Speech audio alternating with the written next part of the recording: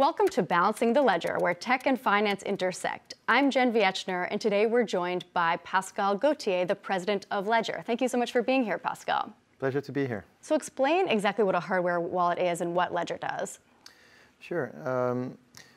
A way to simplify this is, the hardware wallet is a way to protect your private keys. And at Ledger, what we do, we secure endpoints. So the blockchain, by definition, is secure, but it's when you go in and out of the blockchain that there is a vector of attack where people can actually extract your private keys and steal your coins from you. So that's what we do at Ledger. We do this for individuals, and that's the Ledger Nano S, the hardware wallet product that you just described. We do this for enterprises. That's the Ledger Vault. This is the new B2B business unit that we're taking to market now, and we've launched our US office this week with Demetrios as our global head of Vault based out of New York. And finally, we do this for machines because we have a third business division that is going to take care of IoT. Because whether it's humans, enterprises, machines, we all have secrets that we need to protect, and Ledger is here to help. Can you explain a little just how you get your cryptocurrency on the Ledger wallet? You have two things that you need to set up. You need to set up the hardware, and you need to set up the software that sits on your computer. Once this is done, you can start to transfer your coins onto your Ledger, meaning that it's just a simple send. So like it works like any other wallet that you can find, even software wallet that you can find to send Bitcoins. And if your Bitcoins are on an exchange or if your Bitcoins are on Coinbase, you just copy-paste the address of your Ledger to send your coins from Coinbase to your Ledger. The important thing is what you see is what you sign. The screen of your hardware wallet is protected by security, and so what you see on the screen of your hardware wallet is actually the truth. You should never trust what you see on your computer, okay? Because your computer can be hacked, and people can show you something on your computer that is actually different from reality. So before signing any transaction, you always make sure that what's on your device is actually what you see on your computer. And if it's different, you stop the transaction. Yeah, and then you want to keep something on paper in a safe place in case anything happens. Correct. So you choose a PIN for your hardware device. However, there is a backup password. It's the 24 words. Every decentralized service has the same type of technology. And those 24 keyword password, then you put it in a safe somewhere. We're right now in what some people are calling crypto winter. Bitcoin is down about 80% from its highs of 20,000 and I think 30% just this month alone. Are people still trying to steal this stuff? Do you need a secure wallet? Yeah, I think more than ever. I think the market realizes that we've shifted from a market where security was taken for granted to a market where security needs to be at the core of what everyone is thinking about, which has not been the case in the first years of this revolution.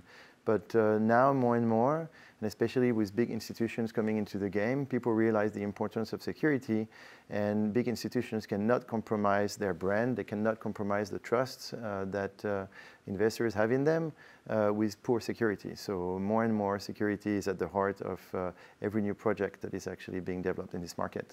Yeah, so it's holiday season now, but are people still buying the Ledger Nano S, even with crypto prices coming down where they are? Yes, they are. So it was very interesting because holiday season, start with Black Friday, sort of. And for us, it was an interesting point of comparison, 2018 Black Friday compared to 2017. And I'm sort of happy to report that Black Friday 18 was almost on par with Black Friday 17, where Black Friday 17 was madness. Bitcoin was shooting up and the market was vibrant. And in the bearish market of 2018, sales are very strong. So to your question earlier, people care, more and more about their security.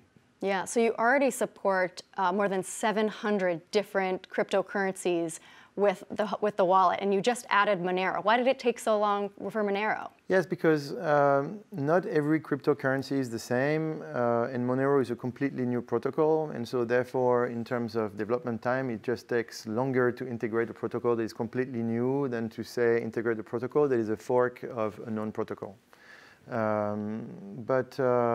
But here we are, and Monero has been integrated into Ledger Live. Actually, Monero is already integrated into the firmware, but we've also integrated it in our app and where you can actually see your coin, use your coins, etc., etc. So it's a very exciting development for the community, and we're happy to support Monero.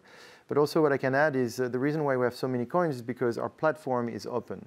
So the security is secured and closed, but the rest of the platform is open, meaning that third-party companies can actually develop their own app. And most of the apps that have been developed recently have been actually developed by third-party developers, so not Ledger.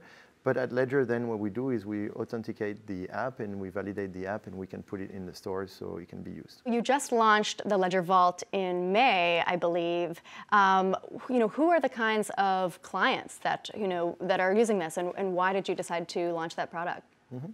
So look, every client that needs governance on top of coins, if you have a bunch of coins and several people needed to access those coins, you need to know what are the rules of engagement, like who can do what, who can spend, who can trigger a wire transfer. And very easily, like hedge funds, family offices, institutions, and law enforcement agencies, for example. Even law enforcement agencies, what are they doing with the wallets? Law enforcement agencies, they do their jobs, and right now, crypto, just like cash, is being used to do illegal transactions. And so when they seize the bitcoins and the crypto, they have to put it somewhere. And so this is why sometimes they put it on the Ledger Nano S, and this is why also we're having discussions to some of these law enforcement agencies everywhere in the world, by the way, to use our solution as a vault just to put the coins that they seize. Wow. So is some of this actually ledgers that they've confiscated from bad guys, and then some that they actually are using to store what they've confiscated? Yes. So the law enforcement is actually sitting on a substantial amount of cryptocurrency right now. Yes, and they have, if you remember when there was the Silk Road incident, I think that the coins that were seized by the FBI were then auctioned a few months after. So actually law enforcement agencies have been doing this for quite some time now. There's been a lot of speculation about a Bitcoin exchange-traded fund, or ETF, and there are a lot of people saying that we might see that this year. It doesn't look like that's going to happen because of the SEC. What do you think of that? I mean, is that something that could eventually happen in the U.S., a Bitcoin ETF? Eventually, but I think the FCC comment is fair. Like they say that, if I understood well what they say that the security is not good enough to make sure that the ETF runs properly. And we believe that's the case. We agree. I think people and companies have to pay more attention to security and build on top of great technologies, like technologies that have been designed for security specifically for this environment and for these protocols. And I think so. I think we agree with the SFC, but we're here to help. Yeah. Well, so the security is not good enough, but you think with Ledger maybe it could be?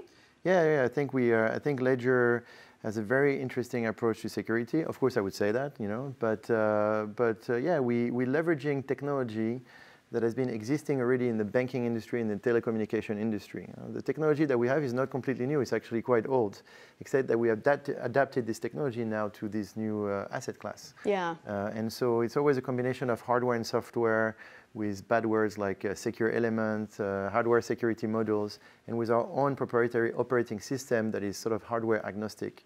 And the combination of hardware and software is the best way to secure those assets right now. So the technology exists to make to provide the sufficient security for a Bitcoin ETF in the future. Yes, and now it's just a matter of deployment. So we're ready to help. Like whoever wants to build an ETF can call us for their security. Yeah, I just wanted to ask you, because you're in New York this week, I think partially for Consensus Invest, which is one of the big cryptocurrency conferences of the year. What was the mood like there, given where prices have fallen recently? I think the mood always follows the price. When the price is high, the mood is high, and when the price is low, the mood is low. I think it's a bit unfair because I think the perspective for 2019 for these new technologies are absolutely amazing. There are many new technologies that are coming to market. There is delegated proof of stake, Lightning, Liquid. There are many things that are super exciting, and people sometimes forget that all these new technologies are very new. And you shouldn't ask too much from a new technology. It's just like asking to the internet in 1995 to do more than email.